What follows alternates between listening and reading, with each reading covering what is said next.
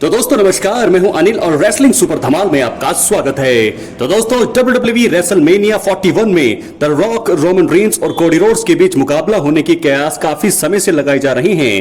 The rock काफी व्यस्त रहते हैं और इसी कारण WWE में कम नजर आते हैं। वो इस साल रेसलमेनिया का हिस्सा बने थे और अगले साल भी उनके शो में होने की संभावना काफी ज्यादा है। दोस्तों आपको बता दें कि रॉक फिल्मों में काम करने के कारण काफी ज्यादा व्यस्त रहते हैं, तो फिर रोमन रेंस का प्लान क्या होगा अगर रॉक रेसलमेनिया 41 में नजर नहीं आते हैं? ये सवाल फैंस के मन में होगा।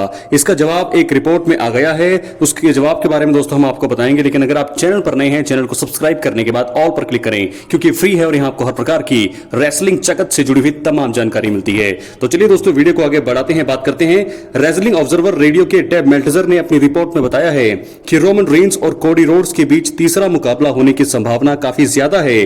उन्होंने कहा है कि अगर रॉक वापसी करते हैं तो फिर रेसलमेनिया 41 में एक ट्रिपल थ्रेट मुकाबला देखने को मिलेगा। अगर ग्रेट वन रॉक को शेड्यूल से समय नहीं मिलता है तो फिर Cody Rhodes versus Roman Reigns लगातार तीसरे साल रेसलमेनिया में हो सकता है। दोस्तों आपको बता दें कि उन्होंने कहा, बात यह है कि रोमन रेंस लगातार हर साल रेसलमेनिया मेन इवेंट करते हैं और यह चीज मुझे सोचने पर मजबूर करती है कि द रॉक मान जाते हैं तो फिर क्या हमें ट्रिपल थ्रेट देखने को मिल सकता है? बिल्कुल, Cody Rhodes versus Roman Reigns match का विचार एक संभावना है अगर द रॉक मना करते हैं तो, क्योंकि इन दोनों के बीच एक एक की बराबरी है। ऐसे में हमें लगातार तीसरे साल इन दोनों का मेन इवेंट देखने को मिल सकता है रेसलमेनिया 41 में। क्योंकि दोस्तों रॉक जो है अभी बैड ब्लड 2024 में उन्होंने वापसी करी थी, धमाकेदार वापसी।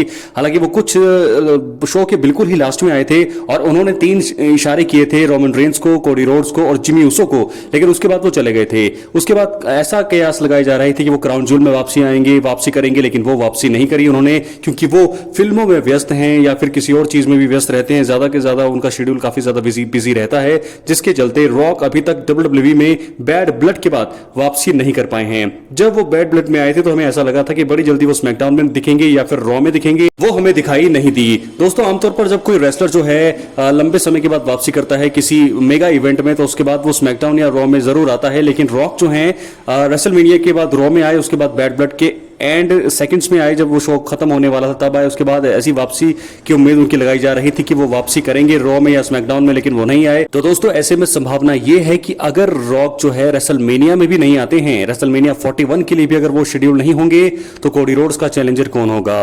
बिल्कुल हमारे original tribal chief Roman Reigns ही चैलेंज करेंगे यहां पर कोडी रोड्स को, क्योंकि वो कह चुके हैं। तो ऐसे में दोस्तों कहा जा रहा है कि अगर रॉक वापसी नहीं करेंगे डेव मेल्टजर की रिपोर्ट के हिसाब से, तो Roman Reigns versus Cody Rhodes हमें लगातार तीसरे साल मेन इवेंट होता हुए दिखाई देगा। यहां पर कोडी रोड्स अनडिस्प्यूटेड चैंपियन है, तो रोमन रेंस वहां पर चैलेंज करेंगे। तो क्या दोस्तों यहां पर संभावना है कि रोमन रेंस एक बार फिर अनडिस्प्यूटेड WWE चैंपियन बन जाएं और उसके बाद फिर से उनकी बादशाहत जो है ट्राइबल चीफ वाली वो शुरू हो जाए? क्या है आपकी राय? अपनी राय कमेंट बॉक्स में जरूर दें दोस्तों। ऐसा होने की संभावना बिल्कुल है, लेकिन अगर रॉक आते हैं, रॉक ट्रिपल थ्रेट मैच में हिस्सा होते हैं, तो मुझे ऐसा लगता है कि शायद यहां पर रॉक जीत सकते हैं। रोमन रेंस, कोडी रोड्स को हार मिल सकती है अगर रॉक ट्रिपल थ्रेट मुकाबले में लड़ते हैं। तो बहुत सारे सवाल हैं फैंस के मन में, जिनका जवाब डेव मेल्टजर की इस रिपोर्ट ने दे दिया है कि रॉक जो है फिलहाल अगर अभी नहीं आते हैं रेसलमेनिया 41 में, तो रॉक, तो Cody Rhodes versus Roman Reigns हमें अनडिस्प्यूटेड चैंपियनशिप के लिए देखने को मिलेगा। बहुत बहुत धन्यवाद।